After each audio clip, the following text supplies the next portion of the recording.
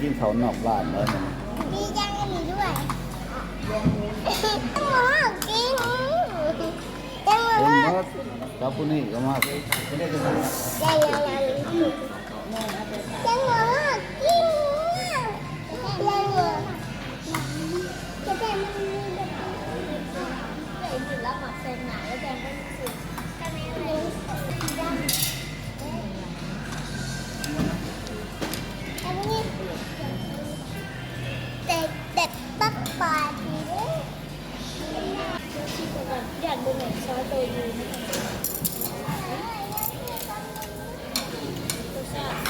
บอกคนนี้ได้ขอกินแบบเป็นเด้อคุณเอ้ยบอกคนนี้ได้ขอกินแบบเป็นเด้อ เริ่มมา นะ จะรู้เผยจะผล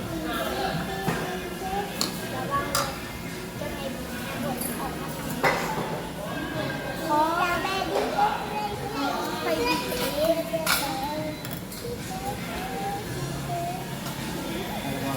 ตัวเล็กไม่ได้เบื่อหมักน้ำพริกใส่เอ๊ะใส่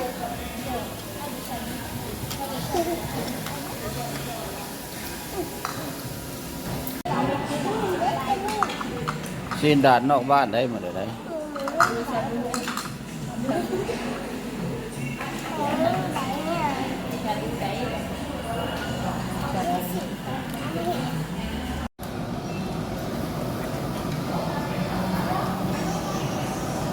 ซีนดาดหมอไงอาหารมากินน้ำครบวันนี้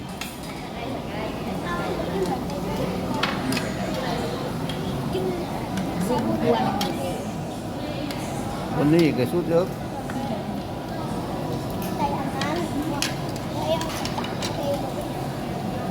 เป็น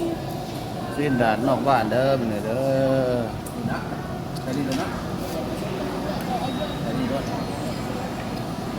เด้อกินน้ำกันเด้อต้องไปหาอะไรกินดอกในทะเลย่ามาไม่ได้ไปเขาคิดก่อน แม่อันนี้ด้วยไก่เป็นอะไรเป็นตะกิน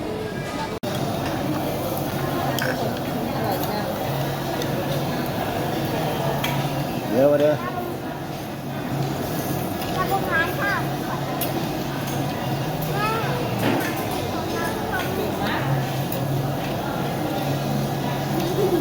อามาอาพัดมาดิลูกอาพัดก็มัน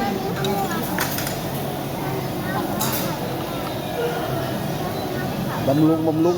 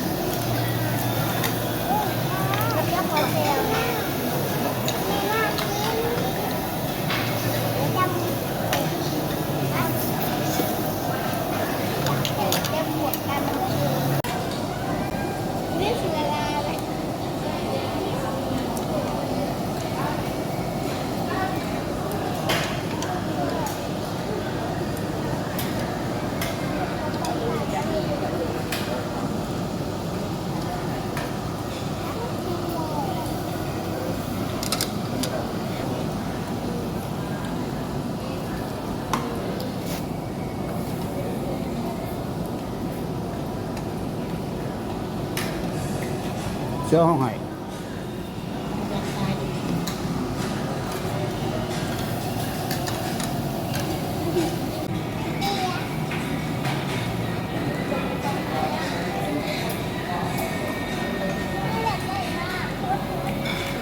ร้องไงน้องเขาพอดีญาติกัน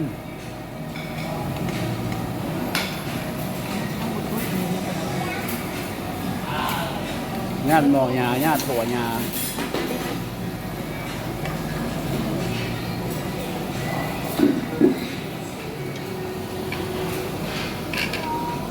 หิบใส่หิบใส่หิบกิน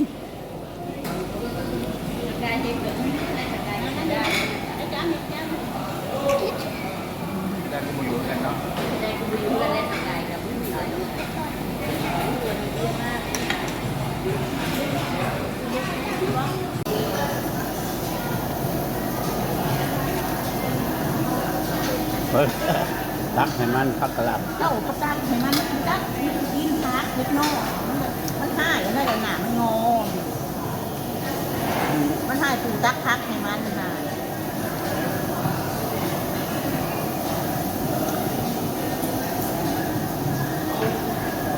เริ่มกินอะไรก็ได้กิน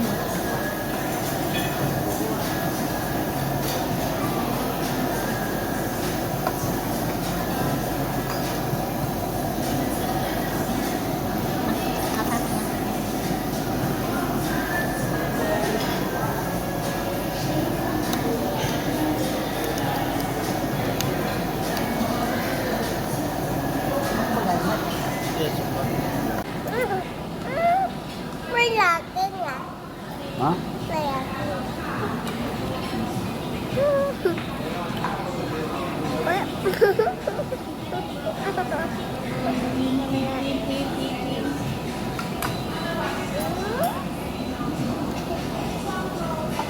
ให้ลุงมาส่งเลยป่ะลุงจะนอนน้ำปูมัน มาส่งเลย ส่งเลยบ่นอน กันขอมาเอาง่ายมั้งลุงมาส่งเลยนะคนเอาน้อยน้ำกับผมคืนคืน จะได้ไปส่งก็คืน แล้วส่งกลางคืนทำยิดอยู่แล้วกันมองเข้าใจสักเลยมันน้ำปูเนาะแล้วน้ำปูเนาะเข้าใจสักแง่เด็กเขาแล้วอาละวาดโลกแบบนี้ ไข่กับมือ